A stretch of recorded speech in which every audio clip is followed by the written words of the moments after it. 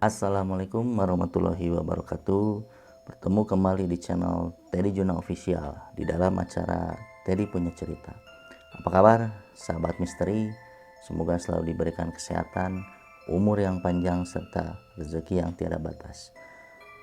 Di episode ke-37 kali ini, saya akan membahas tentang urban legend yang sering terjadi di sekitar masyarakat. Apa yang akan terjadi dan apa yang selanjutnya kita akan bicarakan di episode ke-37 kali ini. Simak terus tayangan berikut ini.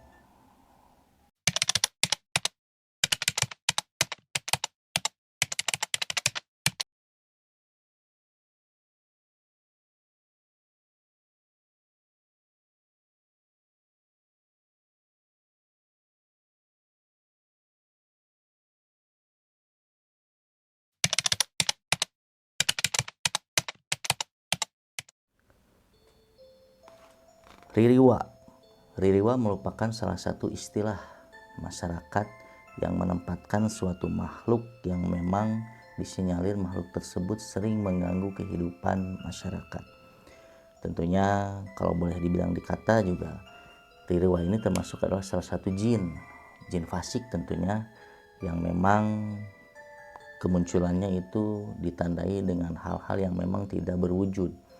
Misalnya di daerah Banten, mereka mengenal bahwa Ririwa tersebut adalah roh yang meninggalnya tidak sempurna, dan mereka sering menunjukkan eksistensinya itu berupa seperti tanda.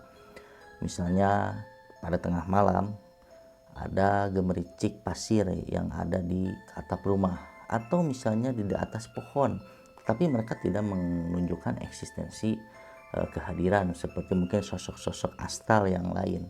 Nah, hal ini berbeda seperti Ririwa, karena sebenarnya Ririwa itu adalah istilah orang Sunda yang mengkonotasikan makhluk halus itu atau hantu dengan istilah namanya Ririwa.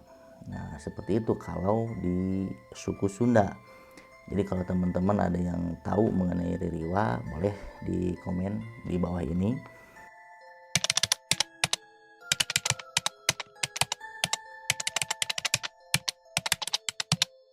Jadi membandingkan antara Ririwa dengan makhluk yang lainnya itu memang sama sebenarnya, cuman hanya perbedaan pada istilah serta penampakannya saja.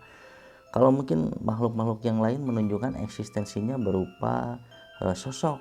Nah, misalnya ada yang bertubuh besar, kemudian berambut panjang. Namun Ririwa ini salah satu menjadi misteri, karena memang sosoknya yang memang bisa berganti-ganti sosok. Tetapi berbeda dengan makhluk yang lain kalau misalnya teman-teman menemukan atau berjumpa dengan salah satu dengan mereka, juga tentunya berbeda penampakan artinya. Tapi kalau Ririwa ini memang sangat unik. Jadi mereka itu seringnya diusil. Jadi ketika misalnya ada seseorang yang sedang bekerja ataupun misalnya melewati jalan yang sepi, biasanya menjadi salah satu target dari Ririwa tersebut. Nah, jadi Ririwa ini sebenarnya adalah istilah. Tapi ada beda seperti dengan Umu Sibyan. Kalau Umu Sibyan itu kan makhluk atau jin yang mengganggu anak kecil pada saat sandekala atau peralihan antara waktu manusia ke waktu alam gaib. Nah, itu terjadi sering di pukul 6 sore menjelang maghrib. Mereka sengaja dengan mengganggu anak kecil itu memang sudah ada riwayatnya.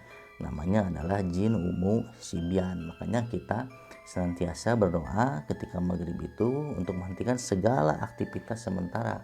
Nah, misalnya teman-teman ada di jalan ataupun misalnya teman-teman ada di kantor sedang bekerja. Nah, waktu maghrib ini adalah dimanfaatkan untuk manusia itu merehatkan sejenak segala aktivitas, karena untuk energi, bertabrakan energi. Jadi artinya ketika kita pada maghrib itu sebenarnya energi kekuatan jin itu terbuka, portal-portal gaib itu terbuka. Jadi kekuatan manusia pada saat itu lemah sebenarnya, makanya kita diwajibkan untuk kalau yang muslim melakukan sholat maghrib. Nah, tentunya ini menjaga diri kita, membatasi diri kita supaya tidak terjerumus, kemudian juga termasuk ke dalam portal-portal tersebut gitu. Jadi memang kewajiban kita pada saat maghrib itu adalah beribadah. Tapi kalau secara gaib di Sandekala udah saya sampaikan di episode sebelumnya bahwa peralihan antara waktu manusia ke waktu jin. Jadi Ririwa banyak versi tentunya. Kalau di suku Sunda memang Ririwa itu adalah makhluk yang tidak berbentuk. Atau misalnya di daerah-daerah lain juga mereka memiliki istilah khusus hantu itu dengan bermacam-macam kebudayaan tentunya. Dan itu patut kita apresiasi tentunya, berbeda-beda tapi sebenarnya sosoknya itu juga gitu.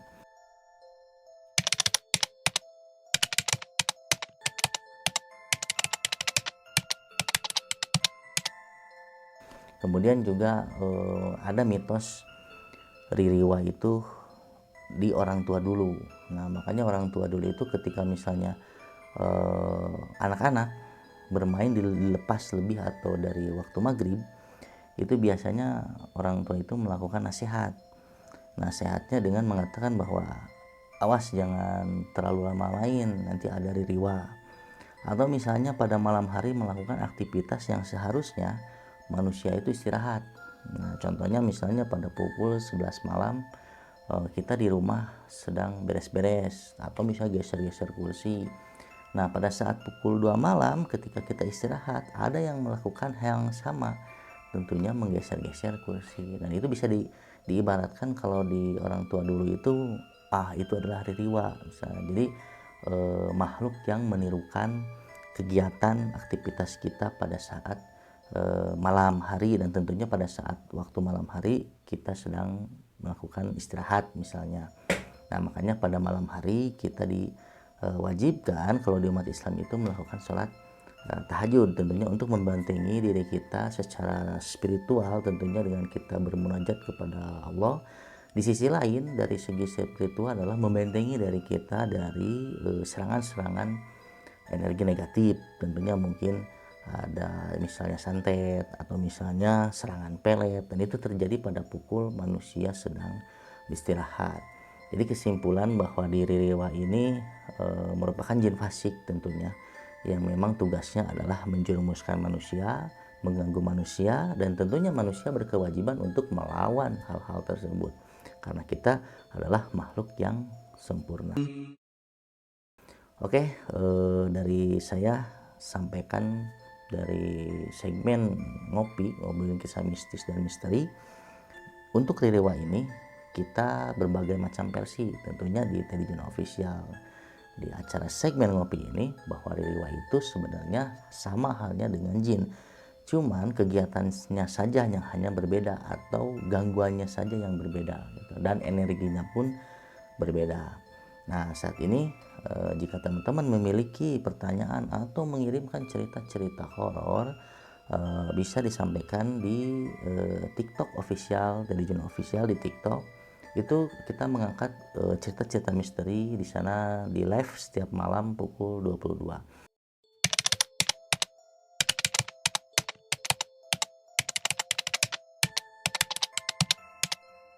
Pertanyaan-pertanyaan teman-teman yang sudah banyak masuk ke saya itu melalui email. Nah, kita akan baca salah satu pertanyaan dari teman-teman yang sudah masuk email ke saya itu. Oke, kita mulai baca. Di sini ada yang baca ternyata dari, kalau namanya tidak saya sebut ya. Assalamualaikum Mas, saya subscribernya Mas. Saya juga inbox Mas melalui email tadi. Mohon minta dijasakan ilmu pelet paling mujarab untuk bisa kembalikan lagi mantan saya Mas, yakni pelet Pangkanang atau Jangjawakankah? Maaf Mas, saya terlupa perkenalkan diri. Saya dari Malaysia, perempuan. Nah, jadi untuk kali ini teman-teman, kalau untuk diijazahkan sebuah pelet Pangkanang itu sudah ada di episode sebelumnya, dan mekanismenya sudah saya sampaikan di episode pengijazahan ilmu pelet Dayak Pangkanang.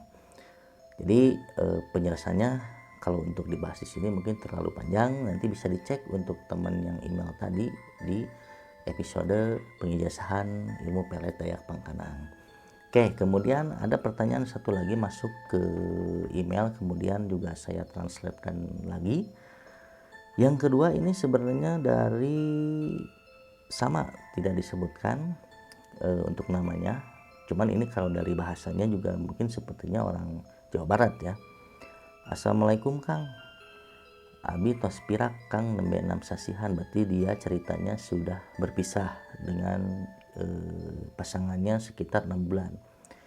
Tapi abdi hoyong uihan deui. Nah, jadi dia pengen kembali lagi dengan pasangannya. Ya, inti nama mantan istri abdi hoyong sing bogoheun deui ka abdi. Jadi mantan istri itu ingin kembali mencintai suaminya. Kemudian juga dia bercerita bahwa awal nama baik-baik jadi awalnya dia baik-baik saja hubungan komunikasinya. Kemudian juga dia teras damel deui abdi teh, dia bekerja lagi mung ari uwih damel naha abdi diusir sareng jiga nama aya nu mengaruhan nu sanes. Jadi ketika dia pulang kerja dia diusir oleh istrinya pada saat itu. Dia alasannya ini ekonomi, jebatnya mah berarti alasannya ekonomi. Nah, tapi da sekemampuan abdi dipasihkeun sadayana. Jadi artinya ketika dia bekerja, ketika dia berusaha mencari rezeki itu dia kasih semuanya ke istrinya. Nah, permasalahannya di sini memang klasik ya untuk masalah ekonomi. Jadi pesan yang pertama adalah ketika kita mencurigai bahwa pasangan kita berselingkuh itu ada dua faktor. Yang pertama adalah tentunya betul ekonomi. Yang kedua adalah faktor orang ketiga.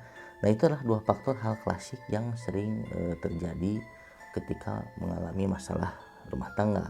Tentunya kalau ekonomi juga karena kita menikah artinya pasangan kita artinya harus sudah menerima kita apa adanya, meskipun kita ekonominya sedang di bawah atau meskipun ekonomi kita sedang di atas. Tentunya kita memilih orang yang sama-sama berjuang, tentunya dari nol sampai kita berhasil. Kalaupun ada orang yang ketiga, dan ini perlu diinvestigasi, jangan sampai kita menuduh salah seorang yang disangka ada hubungan main. Jadi cari dulu informasinya sampai ada bukti, karena tidak ada bukti itu tidak menguatkan ya, artinya kita harus mencari dulu bukti yang akurat. Nah, setelah selanjutnya itu terserah mau dibawa ke jalur hukum bisa, atau misalnya seperti ini, dia sepertinya masih mencintai pasangannya dan dia ingin kembali ke istrinya mungkin dengan jalur spiritual. Nah, itu sah-sah saja karena memang hak setiap orang bisa memilih jalan keluarnya masing-masing. Oke, dari saya untuk episode ke-37 ini kita akhiri sampai di sini. Mohon maaf bila apa yang disampaikan ada kekurangan serta pertanyaan, silakan disampaikan untuk link yang tadi saya sebutkan. Assalamualaikum warahmatullahi wabarakatuh. Salam Rahayu.